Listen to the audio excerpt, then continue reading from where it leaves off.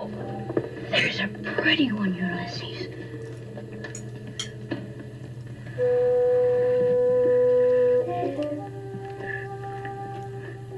There it is. Hello, BookTube. I'm Sean the Book Maniac. Welcome back to my channel. I have a jam-packed Friday Reads for you. But first, I have breaking news. The British author, Penelope Lively, is not only lively, she's still alive. I bet you a lot of you out there knew that. I thought she was long dead, but I get her and Penelope Fitzgerald mixed up all the time. The reason this was brought to my attention today is Penelope Lively's 90th birthday. Many happy returns. And the other fun fact I have for you that I stumbled upon as I was verifying all this information is that her half-brother is the British journalist Valentine Low, the author of the very recent, 2022, book, what is it called? Courtiers, and it's all about the courtiers in the British royal family, and it's getting lots of attention. He is decades younger than his half-sister, Penelope Lively. He doesn't release his age, but his age has been estimated as between 40 and 50. Does anybody out there have any information? So I'd like to know how that step-family stuff all worked out. Happy birthday, Penelope Lively.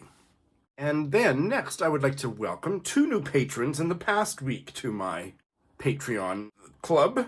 Regina from New Orleans. She's been a follower of my channel for maybe since the first year I started. And we are Goodreads friends. I met her the other day on Zoom for a bite-sized book chat. Stay tuned for that. And then she joined my Patreon. How lovely. Both of these new patrons are book buddies. And so welcome, Regina. And also welcome Katie from Whitehorse in the Yukon Territories of Canada. How fabulous. I try to find a new way to say this every episode, but I am just incredibly moved and gratified, and my morale is boosted every time I get more support over on Patreon. So thank you and welcome, Regina and Katie. All right, I don't think I have any personal news, and I wouldn't have time to share it with you if I did. Today's actually going to be a busy day, so this might be a midnight posting for this video. Oops, almost forgot. Here's the week in review. So, welcome to the Bookhouse Club, a podcast for people who like to chat books. Today, it's me, Sarah, coming to you from Lutruwita today, or Tasmania in Australia, and Jenny coming to you from Norwich in the UK. And we are really pleased to welcome back Sean Mooney to the podcast. Hello, Sean. Hello, thank you for inviting me. Sean is from the YouTube channel Sean the Book Maniac, and he reads and reviews a really large variety of books on there. He's been on the podcast a couple of times, so if you haven't heard his dulcet tones, is that an insult? If you haven't heard his voice before, let's say. I'll take it. I will take it. I'll put some of his past episodes in the show notes for you. So Sean is joining us from Saskatchewan in Canada. The Celebrated Jumping Frog of Calaveras County by Mark Twain. In compliance with the request of a friend of mine who wrote me from the East, I called on good-natured, garrulous old Simon Wheeler and inquired after my friend's friend, Leonidas W. Smiley, as requested to do, and I hereunto append the result. I have a lurking suspicion that Leonidas W. Smiley is a myth, that my friend never knew such a personage, and that he only conjectured that if I asked old Wheeler about him, it would remind him of his infamous Jim Smiley, and he would go to work and bore me nearly to death with some infernal reminiscence of him, as long and tedious as it should be useless to me. If that was the design, it certainly succeeded. It's a new translation of her fiction. Her fiction had been translated before. This is a 2022 edition, and I think, as far as I know, translation. And holy smokes, I'd never heard of her. I'm as interested in women writers from Palestine, from the Middle East, as I am from anywhere else. Samira Azam was a Palestinian short story writer, broadcaster, and translator. So, without further ado, let's get to... I've got a lot of negative stuff to talk about and a lot of positive stuff. So, if you don't want to hear a whole bunch of takedown bail reviews, you can skip ahead. But I have... Let's see, how much... It was a brutal week for bailing this week. You know what? I'm going to start with the general comment. The general comment is, I feel as a reader that I've got my groove back and that my reading life now probably makes less and less sex. Oh, I'm going to leave that Freudian slip in. I think that my reading life probably makes less and less sense to conventional reader types out there, and that's fine. I don't never pretended that anything I do or say makes any sense, but I have found my sweet spot again with bailing, and also with the number of books I read. I am taking off no limits, absolutely no limits. I may get up to 30 books in the next week, in the next month. Who cares? I have decided that I no longer care. I'm not going to talk about that number, except maybe alluding to it in a general way. You can check my Goodreads if you want to monitor me. Do a Book Maniac monitor of yours truly. But I have gotten down to that elemental love of reading by just allowing myself to dabble and not care about finishing stuff up and bailing at the drop of a hat. And that is just my, that's the way I roll. Subconsciously, I think that fabulous quote by Doris Lessing has been working its way on me in the back of my mind because I've just consciously remembered it. And this is my reading manifesto. There is only one way to read, which is to browse in libraries and bookshops, picking up books that attract you, reading only those, dropping them when they bore you, skipping the parts that drag, and never, never reading anything because you feel you ought. The only part that I don't buy into yet is skipping the parts that drag. I rarely do that. If I'm hate reading a book and I really want to finish it, I feel justified in just reading the first sentence of each paragraph, but I rarely do that, like once a year, twice a year at the most. And other than that, I'm not a skipper. But bailing and setting a book down for 2 months and then maybe picking it back up, I think I'm going to do more of that. I will always announce my bails because, as I said in the Gunpowder Fiction and Plot book tag, I am a dramatic bailer. But I'm not going to give you updates on how many books I'm currently reading or things like that. I'm just going to fumble my way to reading ecstasy. And I am just so livened up. I am so feel so rejuvenated by kind of coming back to showing the roots of this channel and what I was celebrating, and I've kind of gotten moved into like conventional bullshit, like shouldn't bail so much and shouldn't read so many books at one time, and no, I can do whatever I want. Doris told me I could. Doris Lessing. I think Doris of Aldi Books would agree. Wouldn't you, Doris? Happy early birthday, Doris. That joyful pronouncement out of the way. Let's get to the books. Let's start with the bail, shall we? This is going to be brutal for some of yous. One of them is kind of the more surprising one. I haven't even marked it as a bail on Goodreads, and I won't do that until this video goes up, or maybe even after this video goes up. Oh goodness. In fact, I have 4 bails to tell you about. I obscurely referred to one of them last week where I said that I had a bail, but then I was talked out of bailing, and so I would tell you how that all shook out. Well, that one shook out to be a bail. So the first one is from the week before. Buffalo is the New Buffalo. Stories by the Métis writer Chelsea Vowel. These are speculative SF stories that are also historical inquiries into Métis history with copious footnotes, and I couldn't get into it at all. I abandoned the first story and wrote a bail review on Goodreads.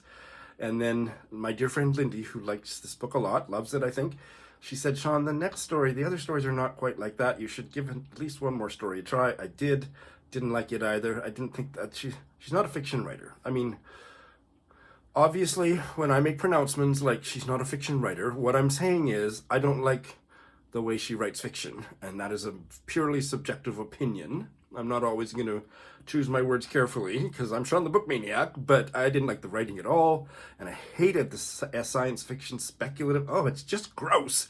And the footnotes were as irritating as, what was that? It's not Jonathan Franzen. David Foster Wallace, that big tome. Oh, footnotes that read like they'd been Google translated from Yiddish into Polish into French and then back into English. The writing here wasn't that bad, but it was not great. This was a complete and utter flop for me. I would read any nonfiction book Chelsea Vowel writes. Her Indigenous rights book is, as I've mentioned before, is a really important work. Was a really important read for me. But she should stay the hell away from fiction, if you ask me, and I know a lot of you didn't. this was a failure for me and my mum, which was quite a bonding experience. And next, this ugly library book, Mary McCarthy's Birds of America. I only read about 3 more pages, and I just thought, you know what? Life's too short. I hate the protagonist. I hate him. He's a jerk. He's an asshole. I don't want him in my life. I don't want to be in his head, and I don't want him in mine. End of story. Sorry, Mary. I love all your other books. Sorry, Thomas. This was one Thomas, formerly of the Readers, told me that I should read. Oops. And I have bailed on this short story collection from the Philippines. Platinum, 10 Filipino short stories by Sionil José. The writing was pretty good. The stories were moderately interesting.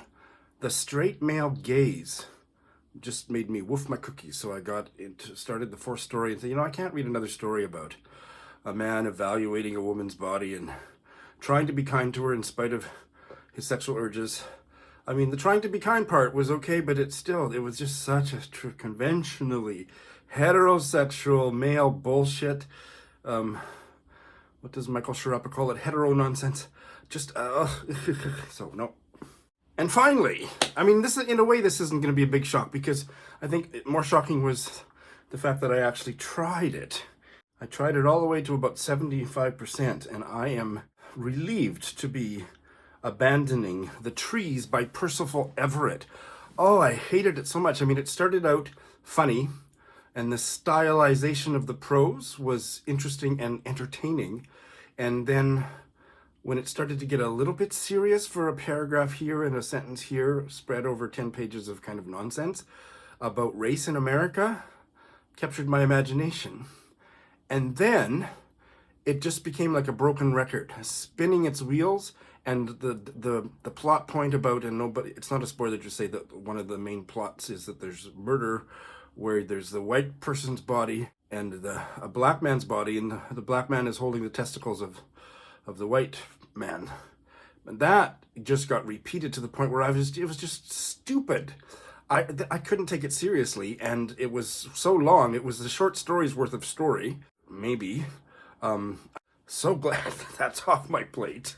Ugh. So, Scott, high five. There, Negative Nelly is finished for the day. You can come back, and I've got lots of positive things to enthuse about from here on in. How many have I finished? Oh, I haven't finished so many. I finished 2, but I haven't finished any for a few weeks, so it feels like it's a lot. One of them was much earlier in the week, and that was last year's Booker Prize winner, The 7 Moons of Maali, Almeida by Shehan Karunatilaka.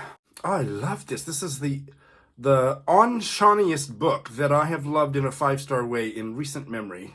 Let's have a drinking game every time I say in recent memory. This video seems to be a theme. This was profound.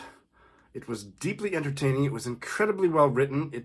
It was about ghosts and political violence and the afterworld. Can you think of anything that would not appeal to Sean the Book Maniac less than this?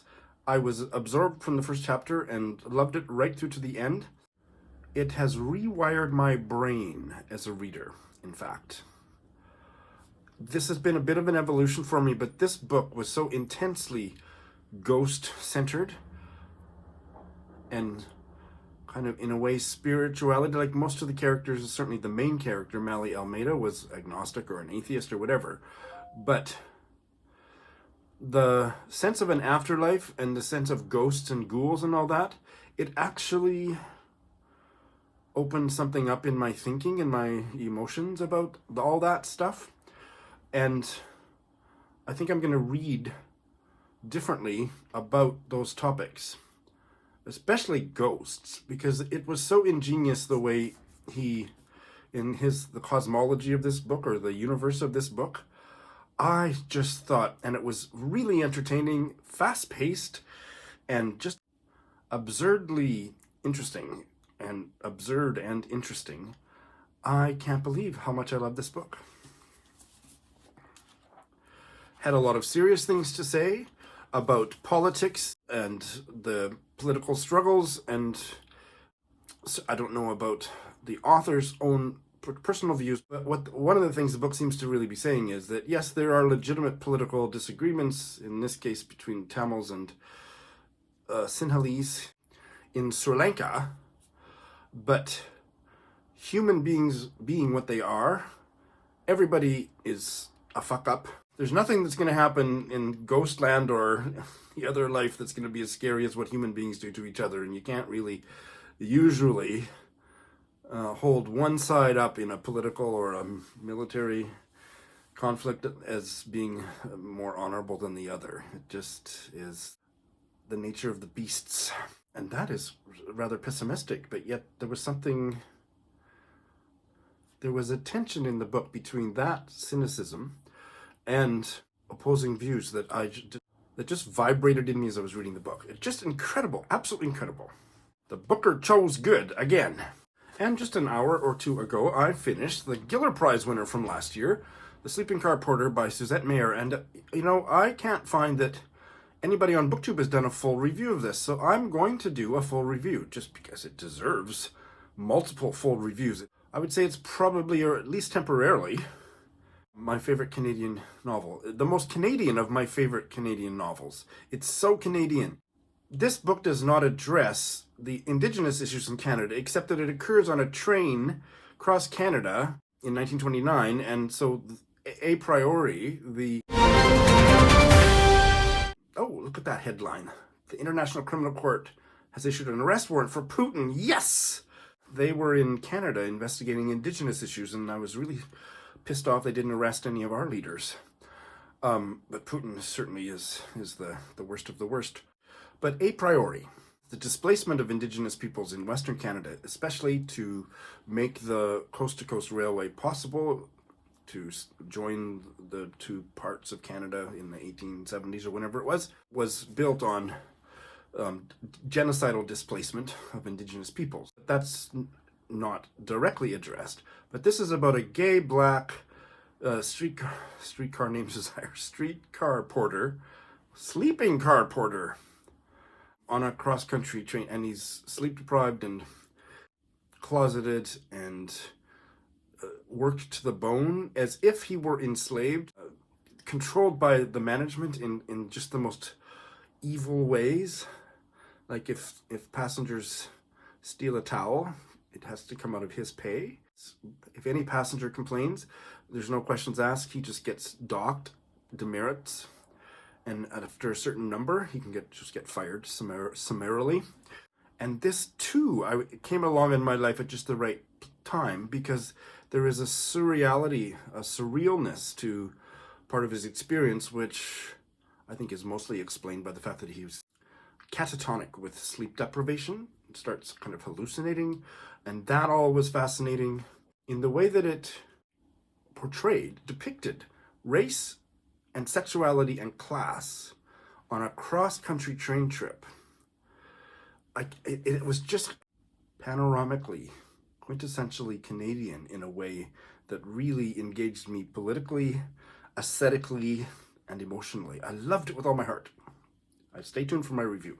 All right, and I have started too many. What did I tell you? I was only going to start one. I started 3, I think. I'm just a chapter or so into this one. The Irish novel These Days by Lucy Caldwell, set in World War II in Belfast.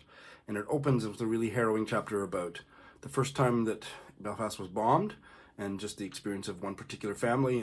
There's 2 sisters from that family that will end up being the protagonists here, and it's set over a 4-day period. So just getting started. I think it's good. I've heard mixed reviews of it, but I certainly was engaged by the first chapter and a half or whatever I've read and eager to continue. The Sri Lankan Booker Prize winning novel was a buddy read between Joe Smith and I, and now that we finished that, we're into this for the Irish Readathon. We're reading it at a bit of a slower pace, so I'll have no problem catching up to where I have to be to check in on the first chunk with Joe tomorrow, but starting out good. And I couldn't stop myself from starting 2 books on the Carol Shields Prize long list. They were available to me from the library, and I couldn't not start. Again, dabbling, and they're still not on my Goodreads. I'll put them on my Goodreads now. I've talked myself out of having any shame about starting so many books. I'm starting this Emma Hooper novel, We Should Not Be Afraid of the Sky. And this is set in ancient Rome. And boy, the writing is intriguing. I'm doing it as an audio text combo, like in the audiobook, so doing them both together. I guess it's set in a small Portuguese village. That has not been established in the text, but I see that in the... And it's set in the golden age of the Roman Empire. Originally, there were 9 girls born to one mother. And quite a few of them died, and the mother didn't want to keep the rest of them, and so they get adopted out.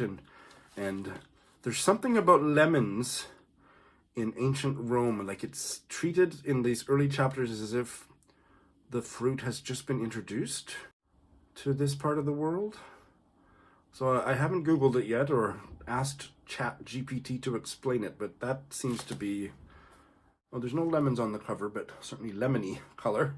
Part of the setting, maybe even part of the theme, but the voices of these girls are incredibly arresting. I am 30 pages into a 350-page novel, and looking forward to continuing. It's my first novel by Emma Hooper. And on Libby, I could borrow the ebook of the there's 2, I think, but the Indigenous short story collection that I'd never heard of, with the fabulous title, God Isn't Here Today, by Francine Cunningham. And I'm enjoying it. I've read 2.5 stories. I didn't love either one of them, but I thought that they were really competent and they were quite interesting, so I'm going to continue and see how it goes. But it certainly has held my interest thus far. So those are the 2 from the Carol Shields long list that I've started.